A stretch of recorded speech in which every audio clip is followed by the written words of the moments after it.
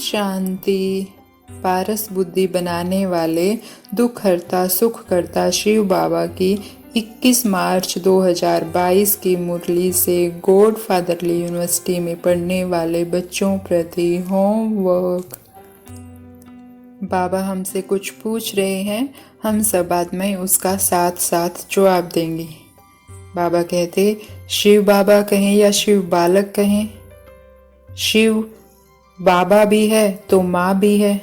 अगर शिव भगवान माँ ना होती तो तुम ऐसे क्यों पुकारते, तुम मात पिता हम बालक तेरे। शिव भगवान बाप भी है तो माँ भी है। अब बताओ, शिव को माँ है? शिव तुम्हारा बच्चा है। जो कहते हैं शिव हमारा बाप भी है बच्चा भी है, वह हाथ उठाए। यह बहुत रमणीक और गुह्य बात है। बाप सो फिर बच्चा कैसे हो सकता है? तो बाबा आज बहुत ही रमणीक बात कर रहे हैं।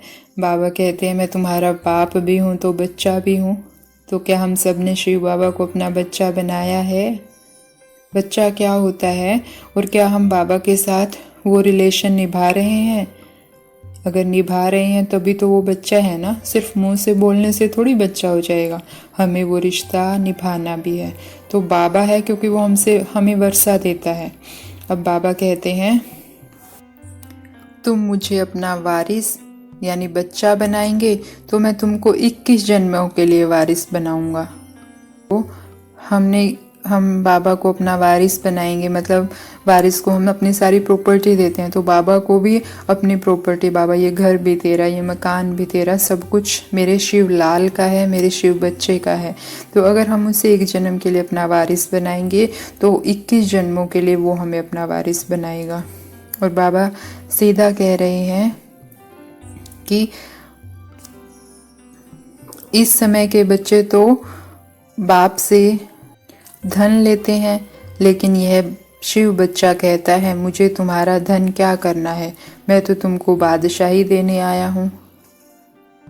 हाँ, अपने बच्चों को भल संभालो परंतु श्रीमत पर चलो। तो हमारा शिवलाल हमसे धन नहीं मांगता है, हमारा घर मकान नहीं चाहिए, वो सिर्फ इतना चाहता है कि हम उसकी श्रीमत पर चलें। जो वो हमें, जैसे हमारे घर में छोटा बच्चा होता है तो वो भी क्या चाहता है, मम्मी मेरा कहना माने, मैं जैसे कहूँ मम्मी वैसे ही करे, जो चीज़ मैं कहूँ मुझे दे दे वो मुझे दे दे। तो ऐसे ही शिव लाल, हमारा शिव लाडला बच्चा हमसे क्या चाहता है, बस हम उसकी श्रीमत पर चलें और इसके बदले वो हमें अपना सब कुछ दे देगा, वो भी 21 जन्मों के लिए।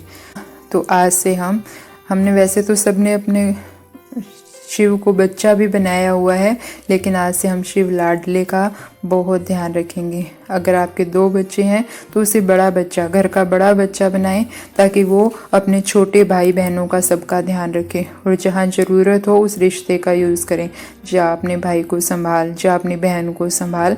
तो ऐसे अपने शिव बच्चे का भी हमें पूरा फ़ायदा उठाना है, लेकिन उससे अच्छे से रिश्ता निभाएंगे तो वो भी हमसे रिश्ता निभाएगा।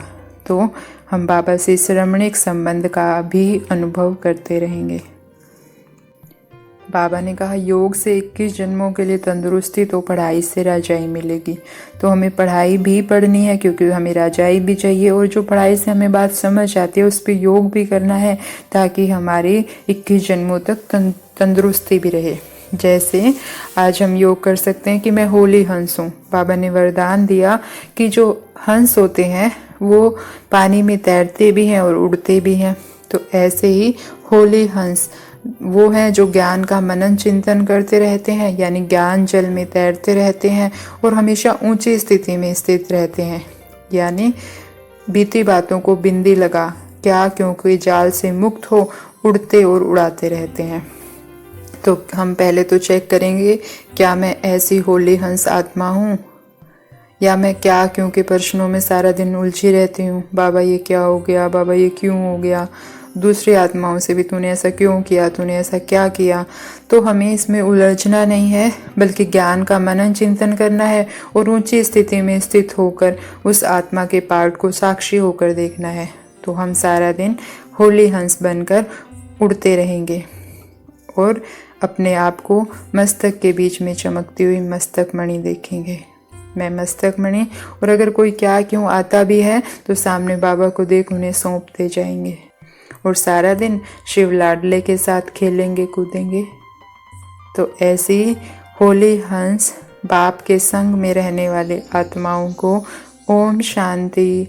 शुक्रिया मीठे बाबा, शुक्रिया।